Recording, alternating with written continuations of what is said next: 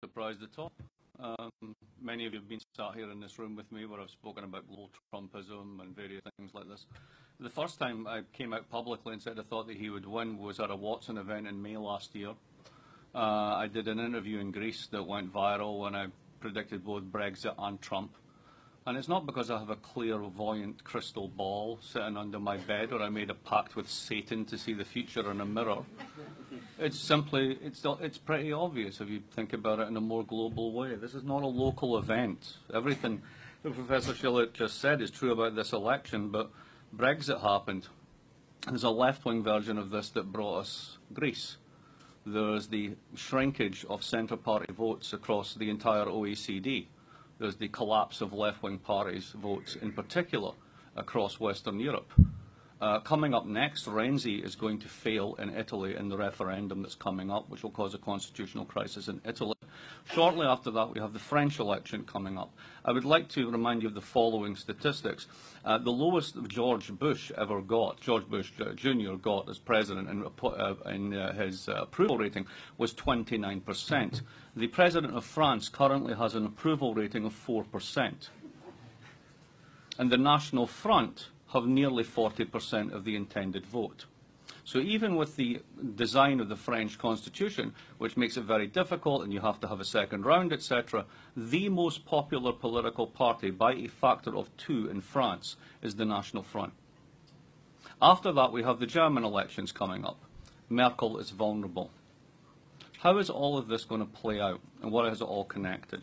Here's a simple way of thinking about it. From 1945 until 1975, we targeted a particular economic variable called full employment. And there's a thing called the Lucas critique, which basically says if you keep targeting something, people will game it. And they did. Unions gamed it, employers gamed it, and the result was inflation. And after a while, that inflation became painful enough for the people who were hurt by it, who were the creditor classes in these countries, to band together and fund a market-friendly revolution. And they liberated finance, and they deregulated banks, and they integrated the economies of the world. And they globalized labour such that labour could no longer demand that it gets its share of productivity, because if you don't, I'll just move your job somewhere else.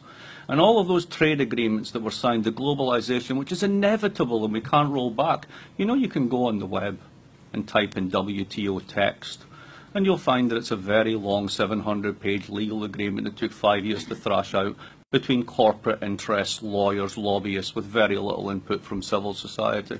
The same is true of the EU's agreements on capital movements, the banking union, take your pick. And there's a moment when people just began to figure out that for the past 30 years, going from 1985 until now, huge amounts of money have been generated in the global economy, and as we know from the work of Thomas Piketty and others, most of it's gone up to a tiny fraction of the population. So there's been a huge amount of growth, but hardly anyone's benefited. You don't have to go far to see this. Get off the east side. Go to the west side of Providence. Go to northwest Providence and walk into neighbourhoods which have cheque cashing agencies, fried chicken joints, pawn shops, broken down fix your mobile and networks you've never heard of stores. That's the reality for people. Not just here, in many, many countries. So they're a bit fed up with this. And they've decided at any possible opportunity, whether it's Brexit, the Italian constitutional referendum or anything, to basically give their elites notice that we've had enough of this. And that's what this is. Now, there's a macroeconomic underpinning to this one too, because after we decided to target full employment for 30 years, we decided to target inflation for 30 years. I don't see why the Lucas critique doesn't actually apply to that one as well. And managed to create a world in which you can dump 13 trillion euros into the global money supply through quantitative easing and other programs, and there's no inflation anywhere.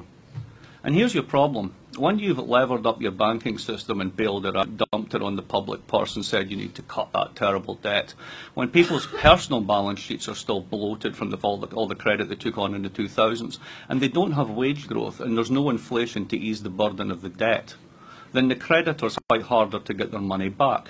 Whether it's the case of Germany versus the rest of the Eurozone, whether it's the form of the creditor class versus the debtor class, what we have everywhere are creditor-debtor standoffs. And those creditor-debtor standoffs take different forms. For the left, it takes the form of Podemos. For the right, it takes the form of the National Front. And for Trump, which has a weird coalition, which is of course sexist and of course racist and of course anti-immigrant and all the rest of it. But one part of it is, if you look at the states that really fell hard, the Rust Belt, It's economic. Now, if you recognise that simple fact, you can put Trump in there with Brexit. You can put Trump in there with Jeremy Corbyn. You can put him in with all the rest of it. And I'll leave you one set of numbers that I found today, which I think is just an absolute clanger for this whole thing. In 2015, Wall Street bonuses, not regular compensation, bonuses, 7 years after they were bailed out with the public purse, totaled, when I get this right, $28.4 billion. Total compensation paid to every single person in this country who earns a minimum wage, $14 billion. I'll stop there.